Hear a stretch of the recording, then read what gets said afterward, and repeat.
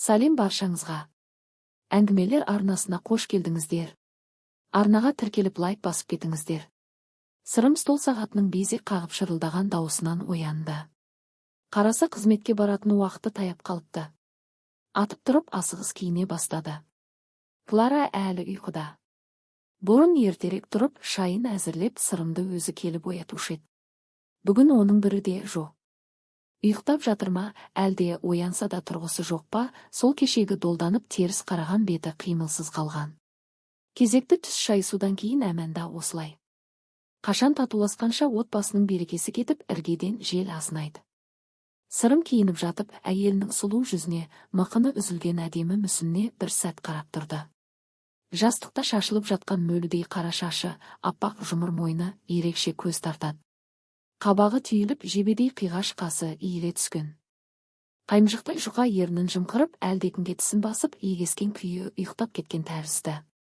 Осыншама сұлулық, нәзіктік пен тасбауыр, қатыгездіктің қалай сыйысып тұрғанына Сырымның ақылы жетпей-ақ қойды. Жап-жас басынан күдік пен өшпенділік мұның жүрегін қалай ғана жайлап алды екен. Түсіне алмайды. Бұл қырғи-қабақ соғыс қашанға дейін созылар екен, деді ол іштей қатты қынжылып. Сірә тағы да менің қол көтеріп тізе бүгуіммен аяқталатын болар. Жігіт көңіліндегі кейістік бөлік төсекте жатқан ұлын көргенде сәл ыдырағандай болды. Кішкентай ермегі мұрны пүштейіп, томпиып қана ұйықтап жатыр. Бұл дүниенің кеңшілік таршылығында ісі жоқ, керіліп күлімсіреп қояды. Сырым төсекке еңкейіп, ұлының маңдайынан бір иіскеді де шығуға бет алды. Алакөлеңке дәлізден бәтеңкесін іздеп еңкейе бергені сол еді. Дәл осы кезде сыртқы есіктің қоңырауы сылдырап қоя берді. Почтальон екен. Сырымның қолына конверт ұсынды. Хат Балқашта тұратын нағашысынан келіпті. Сырымның жүрегі алып ұшып, конвертті жыртып ашты да асығыс оқи бастады. Хатты оқып шыққанда бірталай жайға қанық болды. Көңіліндегі күдігі расқа шықты. Газет жұмысымен бұл жарты айдай Қарақұм жақта командировкада болып, қалаға кеше ғана оралған. Келсе үйінде шешесі жоқ. Апам қайда? Деген сұрауына әйелі. Балқаштағы бауыры келген еді, сол ертіп кетті деп жауап берген. Сырымның көңілі әлденеден секем алып, қобалжи бастаған. Мен жоқта ешқанда қыдыра қоймаушы еді. Қалайша кенеттен кете қалды, деп дал болды. Кларадан екінші қайта сұраған. Ол кемпірді мен борышыма берді ғой дейсің бе? Не қыбышы бауырың елжірей қалды? Деп әйелі ашу шақырып тұлан тұтты. Кешегі жанжал осыдан басталып еді. Хатта ауыр-ауыр сөздер жазылған. Бұл жоқта ене мен келін арасында тағы да ұрыс-керіс болған көрінеді. Екі әйел жұлысуға дейін барыпты. Нағашысы міне осы жанжалдың үстіне келді. Осылардың бәрін қысқаша баяндай келіп, ол, шешең саған қадірсіз болғанымен, маған қадірлі. Кіндік қаны бірге туысымды далаға тастай алмаймын. Енді іздеп әуре болма. Сенің қолыңда тұрып бәрі бір адам болмайды деп жазыпты. Мына хабарға Сырымның жаны түршігіп, төбе шашы тік тұрды. Қалшылдап екі көзіне жас толып, ішкі бөлмеге жетіп барды. Әйелін иттің етіндей жек көріп кетті. Үстіне бүркітше қона түсетіндей төніп келді де, өзін зорға ұстап қалды. Шу көтеріп ұйқыдағы сәбиді шошытпайын деді. Не істерін білмей сенделіп қайта шықты. Әлдекімді іздегендей шешесі жататын бөлменің есігін ашты. Бөлме қаңырып бос қалған. Қалыбы бұзылмай жинаулы тұрған төсекке көзі түскенде Сырымның жүрегі сыздап ауырып кетті. Мынау төсекте бүрсіп қана жататын шүйкідей кемпірдің өзіне қаншалықты қымбат екенін жаңа сезінді ол. Көңілінде бір сүйеніш медеу болушы еді, ол анасы екен. Бүкіл жан тәні шырқырап, соны жоқтап тұр. Әр шаңырақтың өз айбары, рухани тірегі болады. Әкеден ерте айырылған Сырым шешесін ғана пана тұтып өскен. Бала мінезі қызық қой. Кішкентай кезінде дүниеде өзінің әке шешеңнен мықты ешкім жоқтай көрінетіні бар. Ойнап жүріп керісіп қалғанда, басқа балалар папама айтам деп қоқиланса, бұл апама айтам деп күш көрсететін. Кейін ержітіп азамат болған кезінде де анасына деген сол сезімі сақталып қалды.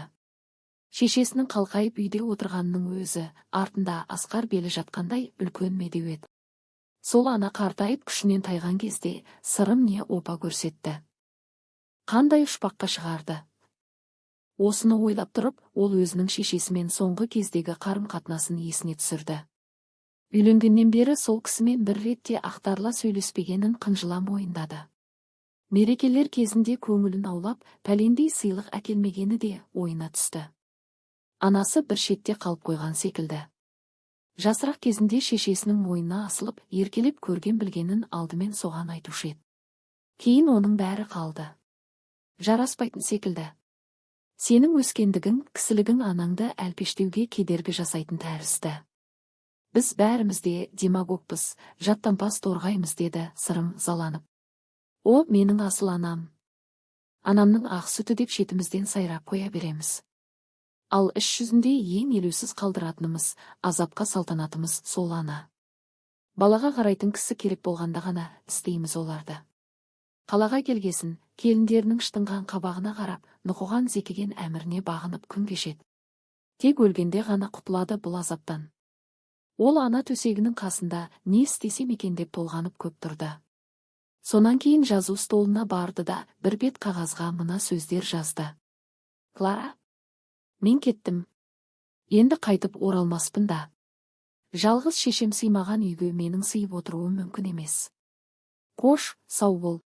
Ермекке жақсы қара. Сырым. Қағазды айнаның алдына апарып қойды. Вот, осымен біздің семья тамам, деді ішінен. Ұйықтап жатқан ұлының қасына келіп біраз тұрды. Оның тәмпіш танауына, кішкентай кекіл шашына, түйілген жұдырығына қарап өтті. Ар жағынан бір күштің қозданып келе жатқанын байқайды. Сонан соң жалма-жан бесікке еңкейіп ермектің маңдайынан тағы бір иіскеді де, есікті тарс жауып шығып кетті. Автобус аялдамасында адам көп. Тәртіп сақтап, басқаларға жол берем деп алғашқы бұр екеуіне міне алмай қалды. Уақыт өтіп барады. Сағатына қарап, тықыршып тұр. Үшінші автобус келгенде, таласып тармасып зорға ілінді. Мұнымен қабаттасып, есікке кептеліп қалған бір жуан әйел. Ұятсыз. Еркек басымен өңмендеуін қарашы деп бұған кейіп қалды. Сырым мырс етіп күліп жіберді. Еркек болғанына бұл жазықты сияқты. Жігіт әр нәрсені қалт жібермей бағып тұр. Осылайша ренжіп, жәбірленген кезінде біртүрлі уыттанып, сыншылда сергек боп кететін әдеті. Таң атса болды, әлденеден құр қалғандай бәрі жанталасады. Қайда асығады екен осылар? Деп ойлады ол, сығылысқан адамдардың арасында тұрып. Мәселен, мына бір кемпір шалдар сағат 9-да елмен бірге ентелемей-ақ базарға кешірек шықса да кенде қалмайды ғой. Мұндайда ұрыс керіске де сылтау көп. Жұрттың көбі кінәмшіл, шекелері шытынап тұрады. Көзіңе қарап жүрсеңші, жігітім. Аяғымды танкідей таптап кеттің ғой. Денеңізді тік ұстаңыз. Сүйеніп тұратын дуал ғой деп пе едіңіз мені? Деген сияқты шақпа тілдер әр жерден ұшқын шашады. Қадау-қадау қағытпа сөздер ұлғайып барып, екі әйелдің кекесінді керісіне айналды. Бірін-бірі ғажап тауысып келеді. Бір-біріне тәртіп өнеге үйретеді, екеуі де заңға жетік-ақ. Қателік кімнен екенін айыру мүмкін емес. Бұлар енді күні бойы сабасына түспейді деп ойлады Сырым, оттанып барып, осы бетінде талайдың тұнық сезімін лайлайды. Осы адам табиғаты да қызық-ау. Темір тәрізді бірін-бірі қажап тоздыратыны несеген. Жүйкелерін күйдірісіп, шаштарын ағартысып, бірін-бірі бұл дүниеден ертерек жөнелтуге әзір тұрады. Бір жағы бүгінгі өз халінен туындаған осындай ойлардың шырмауында келе жатып, ол түсетін жеріне қалай жеткенін байқамайда қалды. Сырым қызметке жарты сағатта кешігіп келді. Өзге жігіттер әлдеқашан жиналып, жұмысқа кірісіп те кеткен. Бәрі де бұған жылы шырай білдіріп, қол беріп амандасты. Командировканың жай-жапсарын сұрастырып, бүгінгі газетке шыққан мақаласымен құттықтап жатыр. Өте ойлы мақала. Шопандар өмірінің шын суретін, күре тамырын дәл басып бейнелеген деп қаламдас жігіттер жақсы ілтифат білдірісті. Редакцияның бас қосқан мәжілісінде Сырымның бұл жазбаларын редакторда жоғары бағалап айрықша атап өтті. Өз адресіне айтылған жылы сөздер Сырымның жүрегіне қаншалық жайлы тигенімен күн бойы еңсесін басқан ауыр сезімнен айыға алмады. Сырты бүтін, іші түтін бір халде отыр. Көлденең көзге сыр бермей күлген болады, қалжыңдасқан болады. Онысы жараспай, жасанды шығып жатқанында сезеді. Күйбеңдеп келген хат хабарларды оқыған болады. Бірақ жұмысы өнбейді. Түкке зауқы жоқ дел сал, іші мен сырты екі ұдай. Кейде басын көтеріп қатар үстелде отырған жігіттерге қарайды. Бәрі де мұнтаздай әп-әдемі. Іштерінде не жатқаны белгісіз. Бәрінің де төрт түлігі сай, қам қайғысы жоқ тәрізді. Іштерінде сырым ғана сорлап қалғандай. Мыналардың үй ішінде де дау-жанжал болып тұра ма екен деп ойлады сырым. Кемпір мен келін арасына көпірді қалай салады екен бұлар. Мен ғой дейсің бе, бір амалын тапқан шығар. Сағат 5-те жұрт жұмыстан тарап бара жатқан кезде мұны жауапты секретар өзіне шақырды. Жылы шырай білдіріп қысынан орын нұсқады. Жасы үлкен аға, әрі осындағы партия ұйымының хатшысы ретінде хал жайын сұрастырды. Сөз кезегінде: бет алысың жақсы, өсіп келе жатырсың. Сәтті қадамыңа бәріміз де қуанамыз деді. Рахмет, деді сырым, мұны неге айтып отыр деген оймен. Сені шақырған себебім, деді секретар, онан әрі партияға өтуге әзірлігін қалай? Бұл жағын ойладың ба? Егер талабың болса, таныстырушының біреуі өзім боламын. Сырым не айтарын білмей сасқалақтап қалды. Желкесін қасып сәл ойланып отырды да: ағай, кешіріңіз, мүмкіндік болса, мен тағы да күте тұрсам деймін. Өйткені мүшелікке әлі де әзір емеспін, деді өзін өзі зорлағандай. Секретар таң-тамаша болып, мұның бетіне көзілдірігінің үстінен тесіле бір қарады да үндемей қалды. Ол көшенің жағалауымен асықпай жүріп келеді. Қайда бара жатқанын өзі де білмейді. Екі қолын артына ұстап, сылбыр аяңдап келеді. Көше толы ағылған адам. Машина, аялдамаларда қарап нөпір халық. Бәрі де үйлеріне жеткенше үстеріндегі ресми формаларын тастап, жұмсақ халаттарын кигенше асығып барады деп ойлады сырым.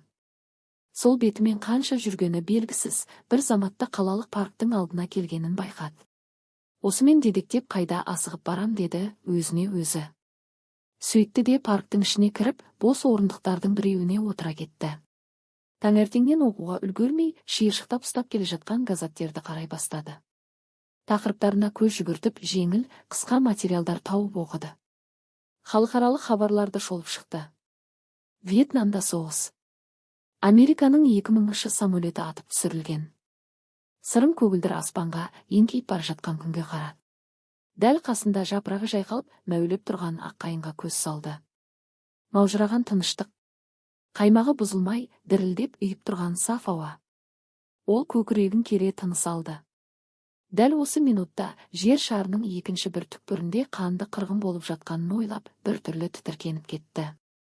Осынау жарық күннің астында тіршілік ету қандай жақсы, деді ол ішінен. Менің ешқашан өлгім келмес еді. Бірақ осы тыныштық біздің үйде болмай тұрау, деді екінші бір ойлар қабаттасып. Клара кеше менің шекарамды тағы да бұзып өтті. Алдымен снарядпен алыстан атқылап, біраз сілкілеп алды. Дәл жүректің басынан көздеп атты-ау. Сонан кейін автоматтан оқ баратты.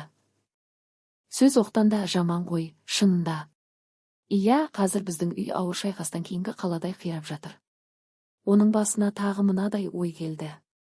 Шынында осы семья мәселесімен айналысатын кім бізде? Ерлі зайыптылар арасын жөнге салып отыратын біреу бар ма? Сот па? Сот ажырастыру, алимент төлету жағын басқарады. Қосатын, дәнекерлейтін кім бар? Сен өзіңше өзің не бітіресің? Қолыңа қалам ұстап, жұртқа жөн айтып жүрген азамат емессің бе?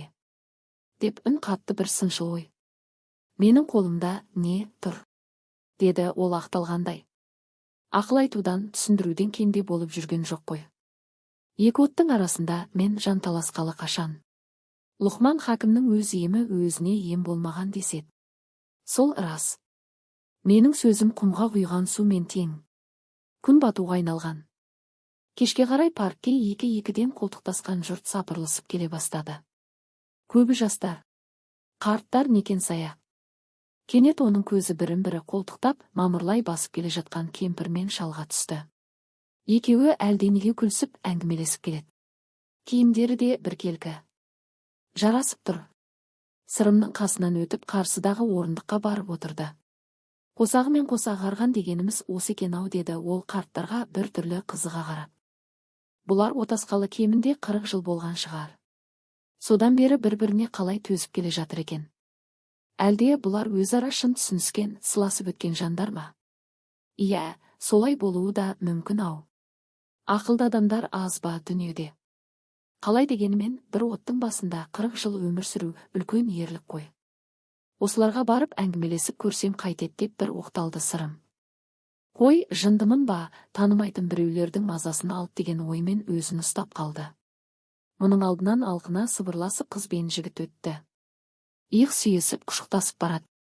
Отыратын орын таңдап біраз жүрді де, шамнан алыс, қара көлеңкелеу орындыққа барып жайғасты. Екеуі қазір тойдың қамын ақылдасады деді, бұл өзінше жорамалдап. Осыдан 3 жыл бұрын Клара екеуінің некелесу бюросына барғаны есіне түсті. Бюроның табалдырығынан мешітке кірген сопыдай бір түрлі имене аттағаны әлі есінде. Жүрегі кеудесіне сыймай тулап қоя берген. Университетте емтихан тапсырып жүргенде де дәл мұндай қысылмағанды. Бұлар кіргенде ауызғы бөлмеде бір егделеу еркек пен мосқалы әйел отырды. Сырым таңданып қалған. Елуге келгенде мыналар не істеп жүрмінда деп ойлағанды. Артынан қабылдау бөлмесіне кіргенде білді, әлгілер соттың шешімі бойынша ажырасуға келген адамдар екен. Екеуі де салқын қанды. Ештеңе болмағандай бірлесіп жұмыстарын бітірді де өз жөндеріне кетті. Сырымның өрекпіген көңілі басылып, бір түрлі тіксініп қалды. Бұрын ол мұнда тек жас жұбайлар ғана келеді деп ойлайтын. Бұл жерде де қуаныш пен қасіреттің қатар жүріп жататынын сонда барып ұқты ол. Сол мосқал еркек пен әйелді Сырым көпке дейін ұмыта аламай жүрді. Екеуінің жүдеу бет әлпеті, жүздерін кіреугілген көгілдір көлеңке көзіне елестей берген. Дәл сол күні қабаттасып, бекер бардық ау деп іштей ырым қылып өкінгені бар. Сырым жаңа байқады, күн әлде қашан батып, ымырт үйіріліп кетіпті. Парктың іші алакеуім тартып, қараңғы түсе бастаған. Денесін әзер қозғап, орнынан тұрды. Сандалып көшеде қалды деген осы деді, салқын жымиып. Қайда барсам екен? Әлде осы орындықтардың біріне қисая кетсем бе? Жоқ, ол болмас, далада түнейтіндей не көрініпті. Орын табылса, қонақ үйлердің біріне түнеп шығайын. Ол мана жолдас жігіттердің біреуінің үйіне барып қонсам ба деп бір оқталған. Бірақ бұл ойынан тез қайтты. Мына мүсәмпір қалпында ешкімнің көзіне көрінгісі келмеді. Барғанда не демек оларға? Өзінің бейшаралығын айтып шығынбақ па? Тамыз айының мақпалдай әсем түні. Сырым қаз-қатар үйеңкімен қайың өскен көшені бойлап сылбыр аяңдап келеді. Асықпайда тұла бойын бұрын ешқашан болып көрмеген бір енжарлық билеп алған. Бір заматта қонақ үйдің алдына келгенін байқады. Залға кіріп кезекші отыратын бөлмеге жақындады. Ұзын бурыл мұрты құлағына жететін, көзілдірікті шалға бас изеп амандасты да орын сұрады. Қай жақтан келдіңіз? Паспортыңызды әкеліңіз деді қарт мұның бас аяғына көз жіберіп. Сырым қалтасын қанша қарса да паспортын таппады, не істерін білмей қысылып қалды өзі. Кешіріңіз, паспортым үйде қалыпты деді сасқалақтап. Қарт мұның тұла бойына тағы да тінте қарап шықты. Түсінікті дегендей басын изеді. Үйге қайт, ұлым. Бұл жер өз үйіңнен артық емес деді. Мына данышпан қартқа таңырқай қарап сәл тұрды да жалт бұрылып шыға жөнелді. Ол ештеңеге де назар аудармай, бас ауған жаққа жүріп келеді. Көшенің екі қапталы қабат-қабат тұрғын үйлер. Самсаған терезе. Көк, қызыл, сары перделер. Жоғарғы қабаттың бірінен мұңды бір әуен талып естілді. Қылдай нәзік скрипка үні баяу сызылып, жүрегіңді елжіретіп, қол жетпейтін алыс бір арманды еске салғандай. Қуанышта, реніште, бақытта, бәрі де осы перделердің ар жағында деген ой келді жігітке. Кеш батып, әр үйде шам жанған кезде ғана адамдар табиғи түске енеді. Ал күндіз бәрі де маска киеді, табиғатқа бейімделіп, бояуын өзгерткен аңдай, костюм мен галстуктың тасасына жасырынады. Сырым көлікке мінбестен жаяу жүре береді. Ойы бірден бірге ауысып, әр саққа бір жүгірді. Клара мен алғаш танысқан кезін есіне түсірді. Мінезі бір доға, тұйық секілді еді ау сол кезде. Қалай ғана беті ашылып кетті екен. Түсінбейді. Иә, қыз күнінде бұлардың бәрі жақсы. Сонда шын асылды қалай таңдауға болады, осы. Кейде бұл ақылды, жібек мінезді, қылығымен жаныңды ертетін бір әйелдерді көргенде, осындай жандарды жұрт қолына қалай түсіріп алады екен деп кәдімгідей күндейді. Осы бетімен қанша жүргені белгісіз, бір уақытта өз үйінің алдына келіп тұрғанын байқайды. Үшінші қабаттағы шеткі терезеге көз салып еді, қараңғы екен. Біздің үйде бүгін жарық жоқ деді күбірлеп. Жатып қалған ғой, шамасы. Ермек ұйықтады ма екен? Күнде Сырым оны кеудесіне мінгізіп ойнатып, әбден шаршатып барып жатқызушы еді. Бүгін қайтты екен, жоқтап жылаған болар. Баласының тәтті қылықтары, былдырлап сөйлегені есіне түскенде, жүрегі елжіреп, жүйесі босап кетті. Бұдан соң ұлымен мәңгі ажырасып, бөлік тұратынын ойлағанда, жаны түршікті. Жат босағада телміріп, жүдеп тұрған ермегі елестеді көз алдына. Сенделеп барып, есік алдындағы орындыққа сылқ етіп отыра кетті. Клараға білдірмей ұрланып қана кіріп, ұлымды көріп шықсам қайтеді деп бір оқталды. Оған тағы жүрегі дуаламады. Бірақ күннің ішінде өз үйіне өзі қаншалық жат болып, алыстап кеткеніне қайран қалды. Ажырасу дегеніміз осы екен-ау деді ішінен. Аяғын сырпылдата басып көрші кемпір шықты далаға. Сырымның қасынан өтіп бара жатып, әлдене есіне түскендей тоқтай қалды. Қалтасын ақтара бастады. Мә, мынаны әйелің беріп кетті деді кемпір, үйдің кілтін ұсынып жатып. Олар қайда кетіп еді? Деп Сырым орнынан ұшып тұрды. Сірә, пойызбен бір жаққа барады ау деймін, таксиге отырып жатып, вокзалға тарт дегенін естіп қалдым. Сырым өз құлағына өзі сенбегендей, сілейіп тұрып, біраздан соң селк етіп, есін жинады да, дереу үйіне қарай ұмтылды. Асығып, жүрегі аузына тығылып, басқыштың екеу-үшеуін бір-ақ аттап келеді. Қарбаласта есікке кілтін түсіре алмай әуреленді. Әйтеуір бір заманда есікті ашып үйге кірді. Шамды жаға салып төргі бөлмеге жетіп барды. Тірі жан жоқ. Үйдің іші астан-кестен былығып жатыр. Әр жерде шашылып қалған ойыншықтарға үңірейіп бос тұрған ұлының төсегіне көзі түскенде, жүрегін біреу шеңбектеп қысып жібергендей қан қақсап ауырып кетті. Қабырғада ермектің үлкейтілген суреті ілулі тұрушы еді, ол да жоқ. Күшпен үзіп алған секілді, жібінің жартысы шегеде қалыпты. Клара хат жазып қалдырмады ма екен деп айналаға көз салып еді, ештеңе көрінбеді. Бұлар сонда қайда баруға тиіс? Деді Сырым аңтарылып. Дәуде болса Қарағандыдағы төркініне тартқан шығар.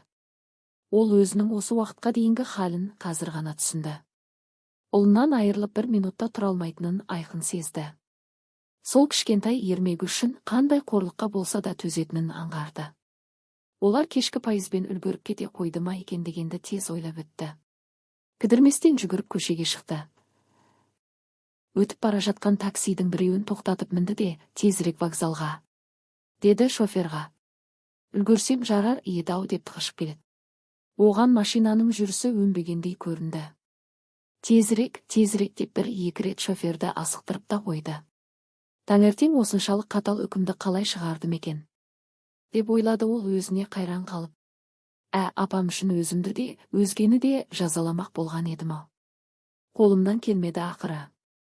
Кішкентай ермек үшін қайттым бәрінен. Тек кешіре көр, анашым, сен де талай қорлыққа ұлың үшін төзгенсің. Ұлым үшін күйіп келем мен дағы. Мейірімің мол еді ғой, кінәлама жалғызыңды. Машинаны есік алдына тоқтатып қойды да, өзі үкідей ұшып вокзалдың ішіне кірді. Залда халық көп екен. Жаз кезінде жолаушының молайып кететін әдеті. Кассаның алды қалың адам. Билеттің кезегінде тұр. Енді біреулер орындықтың үстінде ұйықтап жатыр. Сырым қаптаған жұртты көзімен тінтіп, бүкіл залды айналып шықты.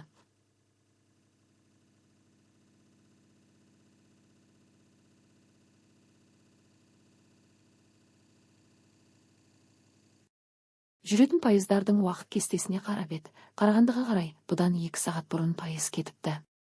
Едігі пойыз таңғы 4-те жүрмек. Олар манағы пойызбен кетіп қалды-ау деді Сырым, ненің болса да алдымен теріскей жағын ойлайтын әдетімен. Балалы әйелдерді кезексіз жөнелтіп жіберді ғой әрқашан. Сырым не істерін білмей тұрғып көп тұрды. Енді қайтуға бет алған. Кенет оның көзі балалы әйелдер демалатын бөлме деген жазуға түсті. Осыны бір қарап шығайын деген оймен солай қарай бет алды. Ең соңғы оның өзі бірнеше бөлме екен. Балалы әйелдер толып отыр. Бәрін қарап болып, ең шеткі есікті ашып қалғанда, деп демін бір қалды. Ермегі диванның үстінде қанмен қаперсіз ұйықтап жатыр. Қасында Клара отыр қалғып, ештеңені сезер емес. Сырым бөлмеге асығысы енді де ермекті бас салды. Бейне көріспегенде жылдар өткендей бетінен, көзінен, танауынан сүйіп жатыр. Бірақ ол түк білер емес, былқ-сылқ етіп әкесінің құшағында ұйықтай берді. Дабыр-дұбырдан шошып оянған Клара ұйқылы көзімен баласына қарай ұмтылған. Кенет Сырымды көрді де қалшиып отырып қалды. Қабағы кіртиіңкі. Көп жыласа керек, беті талаурап, екі көзі ісіп кеткен. Бірақ күнде үрпиіп жүдеп қалыпты. Күйеуін көргенде әйелдің жүзінен бір жылалеп жүгіріп өткендей болды. Тұр, үйге қайтамыз деді Сырым, бір қолымен баласын, екінші қолымен чемоданды көтеріп, такси күтіп тұр есік алдында. Ол өз дауысының сәл қалтырап шыққанын байқады. Клара ләм-мим деп тіл қатқан жоқ. Орнынан тұрды да Сырымның соңынан ілесіп жүре берді. Бұлар машинаға отырып үйлеріне келгенде сағат түнгі 1-ді соқты. Сырым есікті ашып, ермекті көтеріп үйге алдымен енді. Шам жақты. Сонан соң ұлын бауырына қысып танауынан тағы бір сүйді де. Ақымақ-ау, әкеңді тастап қайда кетпек болдың? Бүгіннен бастап бұл шаңырақтың иесі сенсің. Деп көтеріп әкеліп төсегіне жатқызды. Осы сәтте есіктің көзінде состиып тұрып қалған Клара тез басып келді де Сырымның мойнына асылып еңіреп қоя берді. Сырым, кешір мені. Ертең екеуміз бірге барып, апамды алып қайталық деді өксіп тұрып.